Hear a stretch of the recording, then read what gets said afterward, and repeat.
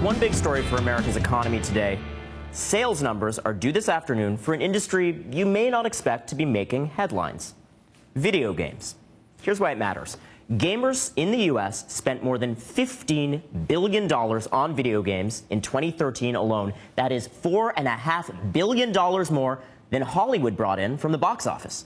But even as games are taking over our living rooms and our bedrooms, they continue to stir controversy, especially about the violent content and bloody hits like Call of Duty and Grand Theft Auto. A long list of legislators have pushed crackdowns on game sales and content, including, at the time, Senator Hillary Rodham Clinton. A new Oxford University study is reigniting questions about whether violent video games make people violent.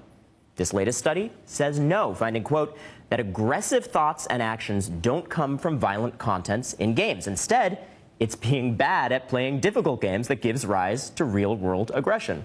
I think we've all been through that moment of frustration. And then there's the argument that video games can be art. Museums from the Smithsonian to the Metropolitan Museum of Modern Art have added games to their collections. Both have showcased the game you see now, the iconic 1993 adventure game, Myst.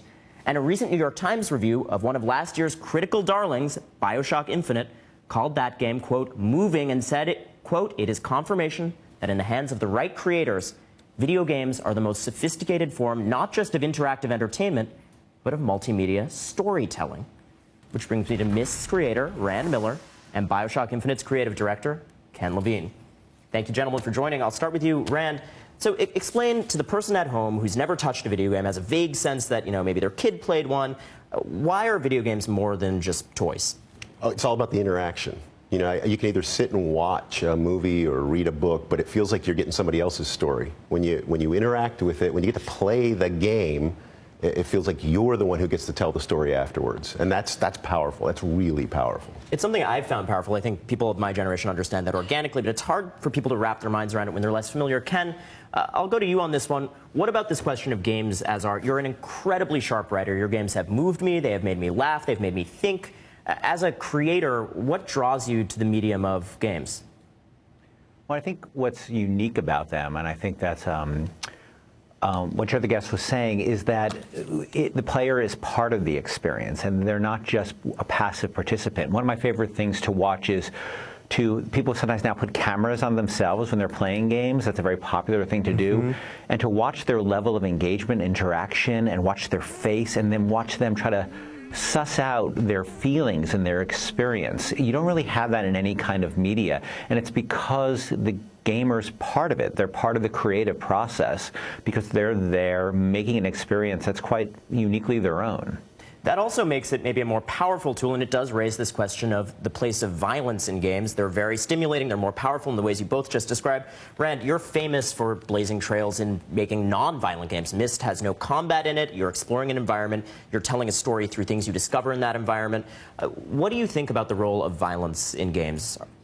It's a tool. It's a tool the same way as in movies. I think that what we're trying to do in interactive is the same thing you're trying to do in any medium, which is evoke some emotion, and violence is sometimes an easy way to do that.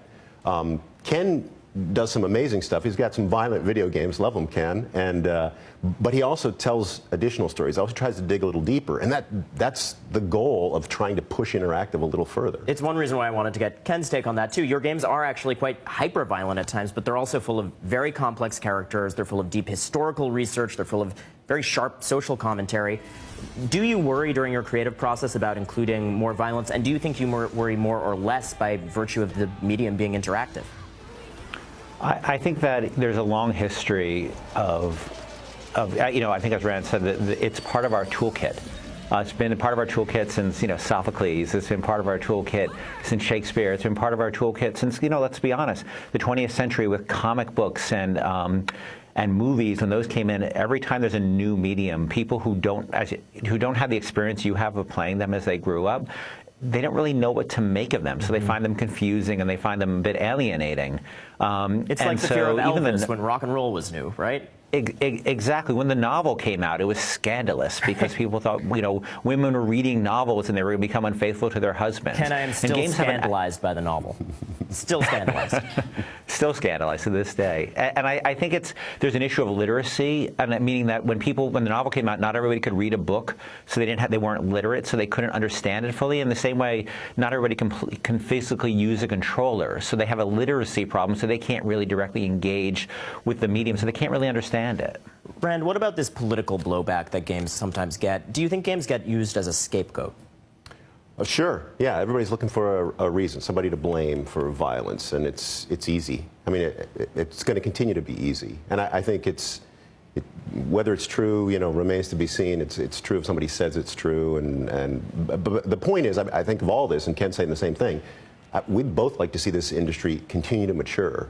I mean, these tools that we have at our disposal are incredible, and it feels like it's still in the infancy. I mean, we want to draw emotion out of people. We want to move them and touch them, make them think about the world around them, all the things that movie makers wanted to do in its early days. And we're trying all kinds of different things. It's an experiment. And a political question for you, Ken. Your game BioShock, which was actually a huge mainstream hit, was a story about a libertarian society that went horribly awry. It was an underwater city where massive regulation leads to everything, including air being hawked on the black market. So what's your take on Rand Paul, a poster boy of libertarianism, being a presidential frontrunner?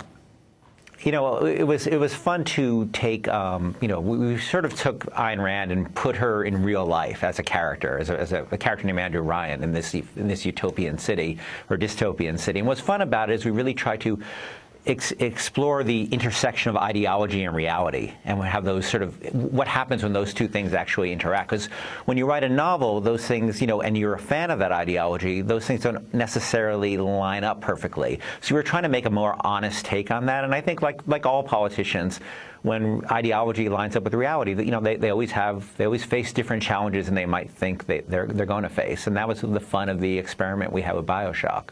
Well, it's a big economic force, a big entertainment force, and a big emotional presence in a lot of people's lives, clearly at a turning point. Thank you, both of you.